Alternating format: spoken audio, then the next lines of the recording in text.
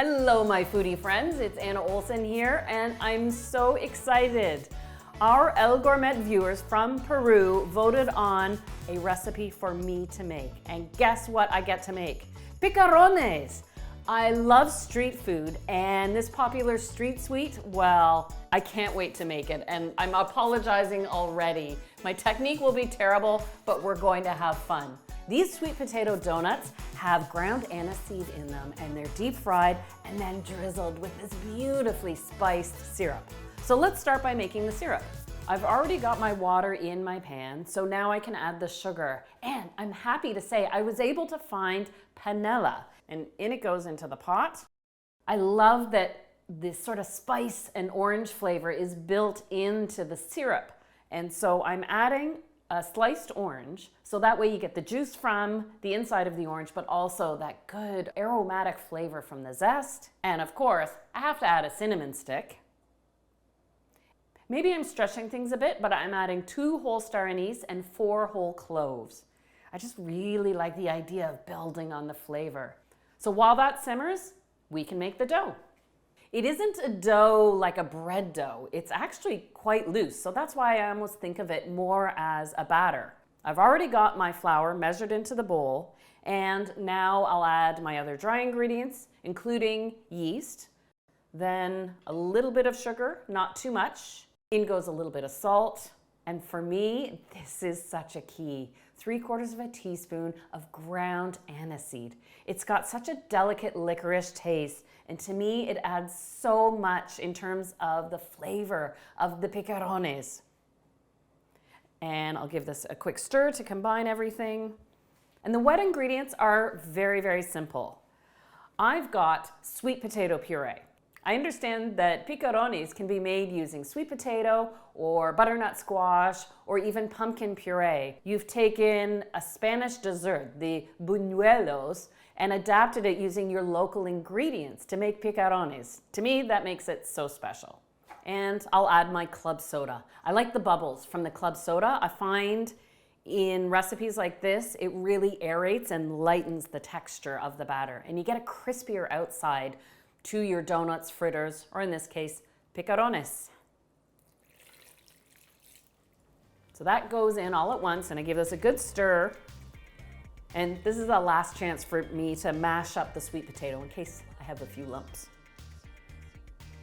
And now that it's combined, I'm actually going to switch, and I want to use a flexible tool to really kind of slap the batter around against the side of the bowl, and that develops the proteins. When it comes to frying the picarones, the technique is something I have never tried before, and I have to say I'm a little nervous. Ooh, don't judge me too harshly. Okay, now that the batter is nicely combined and has a stretchiness to it, I need to let it rest. You can give it 4 hours on the counter, but I like the idea that you can put it in the fridge and let it rise overnight. And here's this batter after being in the fridge overnight. Look at that texture. It does soften up. And so now I'm just giving it a stir to deflate it. That way it's easier to handle. And then I have my chilled syrup, so I've pulled out the spices and the citrus. And now it's time to fry. I've got my pot of vegetable oil heated to 350 Fahrenheit, so that's 180 Celsius. Whew, now I can start frying. Am I ready? So I'll dip my hand in the water, grab a piece of dough, and now I have to try and twirl it and turn it into a donut shape, poke a hole in it, and then carefully drop it in the oil. Woo! And I've seen in travel videos on the street stalls that the makers of the picarones use a stick to sort of twirl it about to make sure there's a hole in the center. Hey, not bad for a first one. I did not expect it to look like that.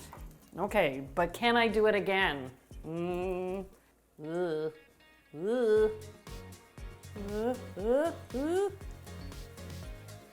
now I'll pull these out to drain once they're a nice even brown. And of course, anything out of the fryer should be enjoyed right away. Don't these look amazing? I'm actually quite impressed. I have some inconsistencies in size and thickness. I have to say I had fun, and I'll definitely be making these again. And that's even before I've tried a bite. Oh, well, I can't wait to dive in. But you know, this isn't the first Peruvian dessert I've tried making. I made Suspiro Limeño. You'll find the video right here on the channel. It was so delicious and light and airy, and I'm expecting the sort of same light, airy texture of these picarones. I'm just gonna douse it with the syrup right now. It's amazing how the warm picarones wakes up the spice and orange aromas in this syrup.